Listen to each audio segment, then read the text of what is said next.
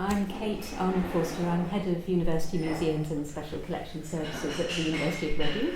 And I'm Dr. Rhys Smith. I'm the Museum Studies Programme Director at the University of Reading, and I'm a former CDA student, and I'm on an early career researcher grant with the AHRC at the moment. We're sitting actually in part of our museum store, an area that we use for teaching and for study and research, and it's one of the few bits of this museum that's still intact, because in fact you may be able to hear we're in the midst of a redevelopment. So most of the museum is packed away at the moment, and we're reconfiguring the museum. Thinking about the questions that Olivia has asked us to talk about, I suspect that working here at the University of Reading, where we're very actively involved in encouraging students, and particularly doctoral students, to work with collections, there are a number of kind of areas where the museum, in relation to the students, interacts with policy. And one of them in particular, I suppose, is around the issues of access and copyright. And we're encouraging students to make use of these collections. Sometimes they will be the very first people who've used them for research purposes. And it's part of our role, and a role that we take very seriously, but it's not that straightforward for them to understand some of the barriers, really, to making use of these collections in ways that are now becoming increasingly the norm. Rhi has experience herself and might like to mention how. I haven't used, I've used some stuff that it was actually in the process of being created, and so I had to be really careful because it was going to get published, and I was trying to create interpretation around things that the general public hadn't seen, and so I was having to be very wary of what I could actually put out there, because my PhD came out way before the book actually came out, so that was a major issue around sort of copyright, and also about kind of the intellectual property of my colleagues. So we are very aware here of the sort of great paradox is that we're trying to encourage access to our collections, but we also need to alert our students and our colleagues to the problems they may have in trying to disseminate and make use of them, particularly digitally, for example. Thinking more broadly about the way university museums and museums more generally interact with researchers, and particularly young researchers, is that they can become a sort of context for sort of public engagement and for communicating their research. And I think, although this is a generalisation, the whole of the museum community have really shifted their ground a lot in the last decade or so. We're now places where we're not simply about presenting historical or artistic artefacts. We're places where we want to encourage people, all sorts of stakeholders, to come together and to communicate and to kind of address issues. For example, the Museum of English Rural Life, very much traditionally a museum of sort of past agricultural technologies, is being changed as we speak, and what we're aiming to do is to involve not only our own knowledge as expert curators, but the expertise of stakeholders, people from rural communities, people who've never been here before, raising questions with them about the future of the planet, for example, but also crucially involving content and ideas and thinking and knowledge from our expert colleagues across the university. That can be students, it can be graduates, and also our academic colleagues. I think as a student or as an early career researcher walking into that, there's a lot of projects that are about engaging with stakeholders and creating new forms of interpretation, and it's being aware that you're kind of walking into an existing political situation, that there are allegiances and alliances and old grievances, and you have to tread carefully, because you are in some ways between the organisation and the stakeholder, but you're also a representative, so you have to be aware that you're not rushing in with enthusiasm and kind of stomping over lots of hard work that's already created. So it's about, and sometimes that can be really frustrating, but you have to build up relationships slowly. But you should also see museums as places that offer huge opportunities, both for undertaking research and for being an arena in which you disseminate your research and you meet the people who will benefit from your research.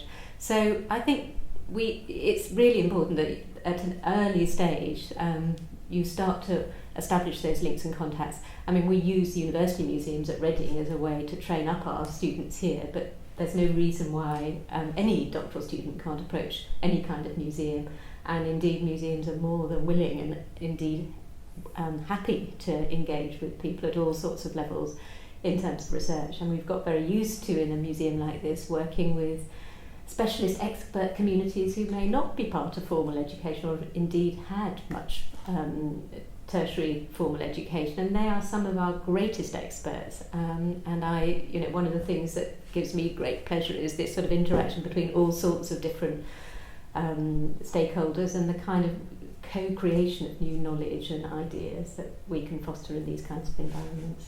Yeah, I think there's something with the way research goes and the way we think about things like CDAs. We tend to think of professional expertise within the heritage and art sector as lying with sort of curators. And I think it's useful to think about how somebody who's an events organiser or a marketing officer or a community engagement officer might actually have the skills and knowledge and connections you need. But people tend to go, I'm going to go for, the director or something like that. And, we all communicate with each other, but sometimes, if somebody comes to Kate or Guy, our archivist, with an idea, they go, well, we've got to sit down with everybody. If we're going to do an event, if we're going to do an exhibition, this is not just one person says it's okay and then you run away with it. And also, there's different skills for different elements of museum and heritage work, and you shouldn't just assume that one time you went to a school session when you were at school, so you know how to tap into the curriculum or something like that. So I'm working on a project at the moment, and even though I kind of specialise in museum education and interpretation, I'm going around and talking to teachers and getting a lot of input from them about what they actually need, rather than thinking, oh sure, they'll need this, that's fine, I'll put it out there. I'm working with education officers as well, so we can do some knowledge transfer.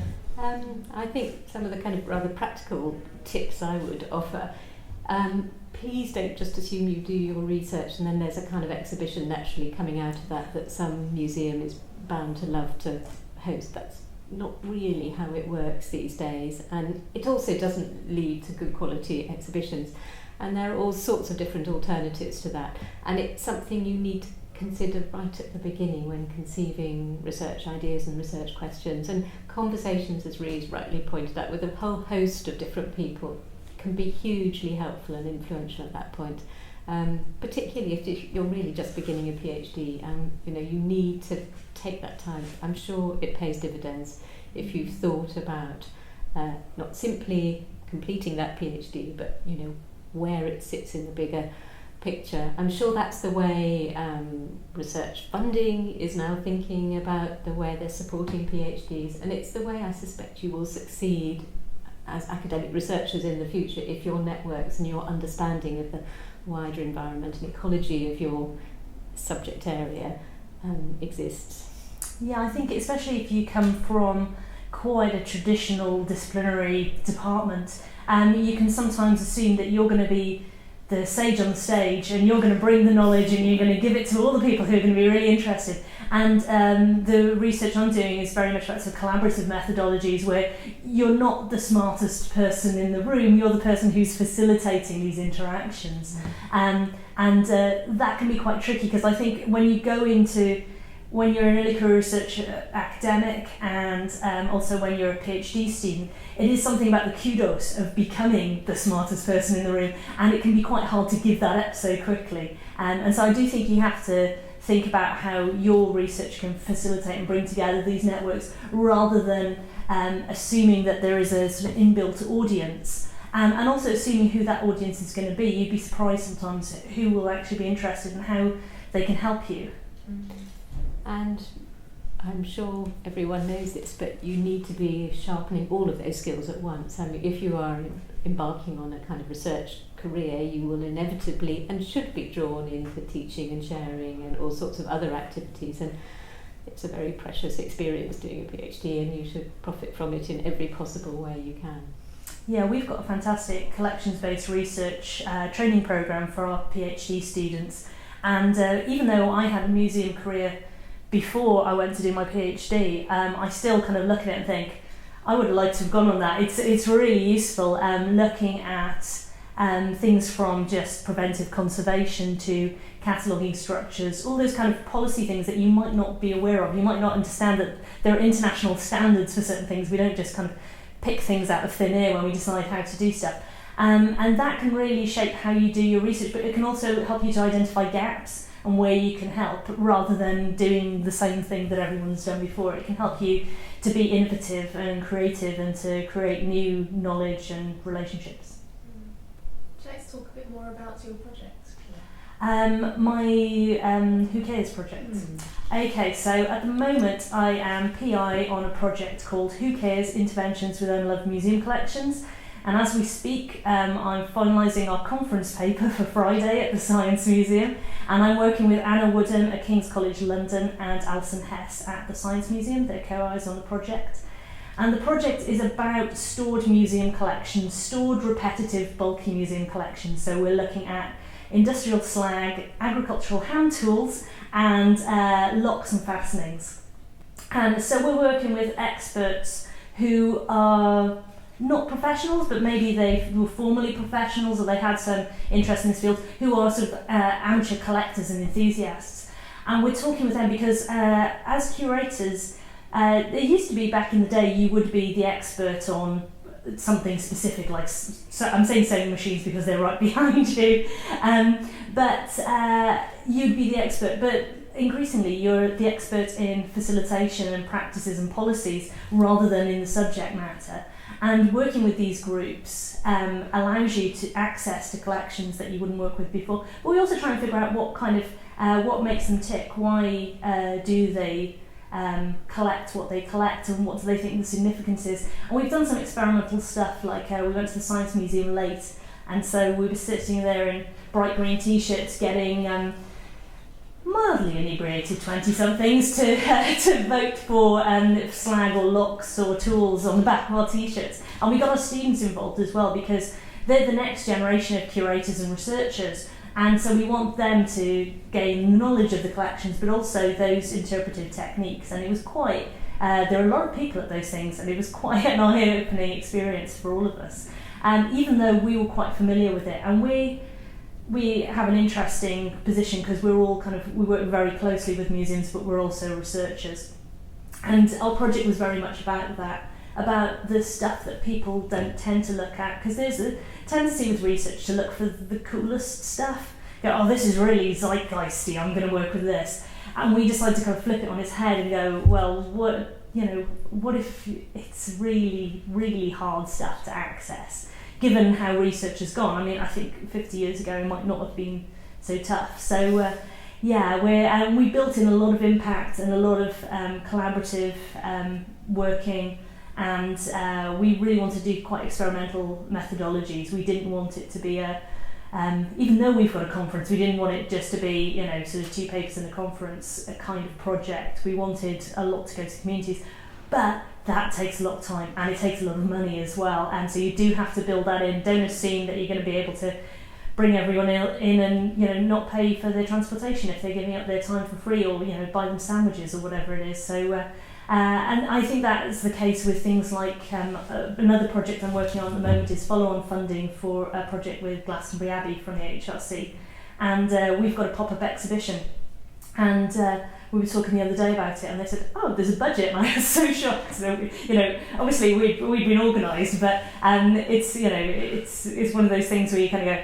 oh, did we put in money for that? Even as somebody who works in this field, you can you're so busy working out staffing costs and all those kind of complicated things that you forget that, if you're going to buy a case or a pop-up banner or something like, something as simple as that, or, a couple of cups of coffee, you have to build that in. It sounds quite practical and boring, but if you're going to engage with people and you're going to create something, it does cost a lot of time and a fair bit of money. And you're also asking, people tend to assume that museums kind of work for free on this, so people don't always budget for that. So think about how you can repay the museum and making sure that you're fitting in with the museum's priorities as far as possible, rather than just kind of going, yeah, sure, you want my exhibition on whatever it happens to be, and just assuming that they're there to kind of make your life easier.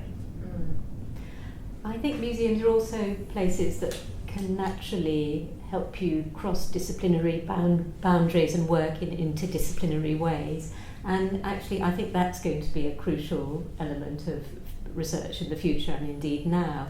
And I feel that that's something that we support and help considerably among our students here. There isn't a disciplinary boundary, in fact, in which you could neatly put the Museum of English Rural Life, but that's a liberation rather than a constraint. And these collections here kind of can serve all of the university's 5 research themes at the moment, which cross from food, health, heritage and creativity, prosperity and resilience. Oh, we've forgotten one. We'll edit it over the top. But all of those themes are wonderfully served by the sort of strengths of the collections here. And that's something that, as a doctoral student or an early career researcher, you need to be comfortable in thinking about disciplinary boundaries. Rhi's work, such as her background is perhaps archaeology, her strongest, that's where her PhD was, but she works with geographers, she works with museum studies, scholars, all sorts of different areas, and that is a huge asset, I suspect, to you at this point. Yeah, my methods are actually quite anthropological, sociological, or geographical, depending on where you go. So, you might work in one way on, your research might go one way, the messages, your medium, because if you're thinking about working with the public, you might be getting into educational theory and stuff like that, and working with trainee teachers, or you might be working with people who, do stuff about sustainability. It could be anything. So, yeah, you have to think broadly. I know you mentioned the UCL project on the, or was that here, the sensory objects? The sensory objects is another, I think, example of a very good collaboration between researchers, and it's cross-disciplinary and it works with museums. This is a project that was developed by a colleague at the University of Reading. She's a fine artist, in fact, by background, and what she was interested in was developing technologies to assist people with learning disabilities to engage with heritage, but from a very creative perspective. And her project, in terms of its academic design, was between her and colleagues from the university's systems engineering department. And she talked to us very early on when she was designing this project, thinking about how she could work with people with learning disabilities as co-researchers. And I think that was one of the most distinctive elements of this project. And she wanted cohorts of people with learning disabilities to work with her in a series of different museum environments and to co-develop these technologies and to test them out. And so the design of the project involved a National Trust property, the British Museum, and in fact the Museum of English Rural Life. I have to say, when this project began, I felt concerned that it might not get funded and that it was so different in kind of shape and feel to other research projects, and it was not rooted in an existing scholarship, that it might not get funded. But I'm very glad to say it was funded, and I think it has been extraordinarily groundbreaking, and I think it's been all the better really for not being constrained by a kind of long tradition of work in this area. And I think it has been all the good things that being very experimental can bring. And so that's sort of arts humanities research, but using and drawing on scientific, technological expertise, but doing something that I think really will change the shape of this museum, for example. We're absolutely convinced by what we discovered through working with a group of wonderful young people with learning disabilities from a local college who came here very regularly over the course of a year and developed some wonderful kind of humorous but very unlikely technologies that we as museum professionals and designers certainly wouldn't have come up with by themselves. So we're now looking to support the development of some of these prototypes into things that we can have as interactive in our galleries. Very simple things. For example, our co-researchers told us there was not enough proper noise about the countryside, but also how you introduce that noise into a gallery like this was something that they came up with some surprising and very exciting new ideas. So that's been a very successful, I think, piece of co-research, and we're continuing to work with that team and thinking about the next stage of actually trying to develop a social enterprise around this idea. So that's an interesting example of a piece of research that has kind of led in different directions and simply wouldn't have happened without this kind of coming together of these different disciplinary backgrounds and areas of expertise, and this kind of community of researchers that were not common to the academic arena. And we're currently trying to develop a sort of community of practice around this kind of co-curation. Some of us call them citizen scientists, some of them, citizen heritage. We're not sure what it is, but I think that also it's one of those things that can be terrifying, but it can enrich your research. You get such, the results can be so much better from working with a range of different people, but it does involve a specific skill set again, so we're looking internally within the university at how we can support each other and how we can support, say, our PhD students, our master's students who might want to work on projects like this across the arts and humanities and the sciences. That's brilliant.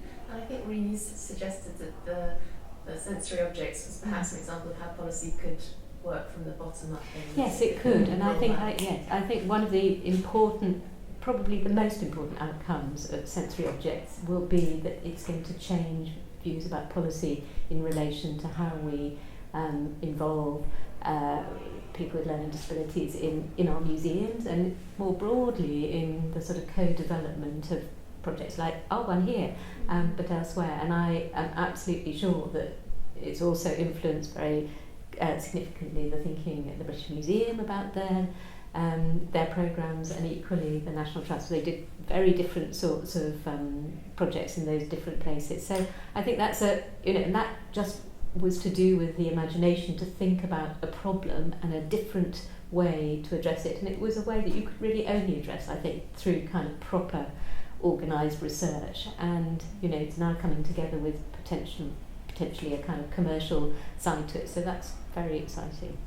Yeah, and I think there is a strong kind of case study approach or fieldwork approach, which it makes it sound quite limited, but there's a lot you can do with a really strong case study, especially if you do a lot in terms of dissemination, helping other people. And if you look at the kind of research that's going on in museums at the moment, I was looking at another project about representation to disability, and it is being kind of enacted by artists working and reporting back on their experiences. And that feeds into wider policy. And if you look at a lot of the policy things within museums, that is from working with individual organisations about best practice. When we do have that kind of ground up structure, so not thinking you're necessarily going to write to your local MP or whatever it is. I think when we think about policy, it's worth about thinking about policy maybe with a little p, and that's how you influence policy with the big P. Yeah. Yes, it's about new ways of working, really, and it's still early days for us, but we definitely feel we need to. We know how, as a university museum, to engage with academic researchers, but probably more on the traditional academic research end of the spectrum than with creative practitioners in the research field. But we are very eager, and indeed have support from some of our funders for this project, to absolutely move in that direction, and that's important for us, and it's important for a museum that doesn't traditionally kind of operate in that kind of world.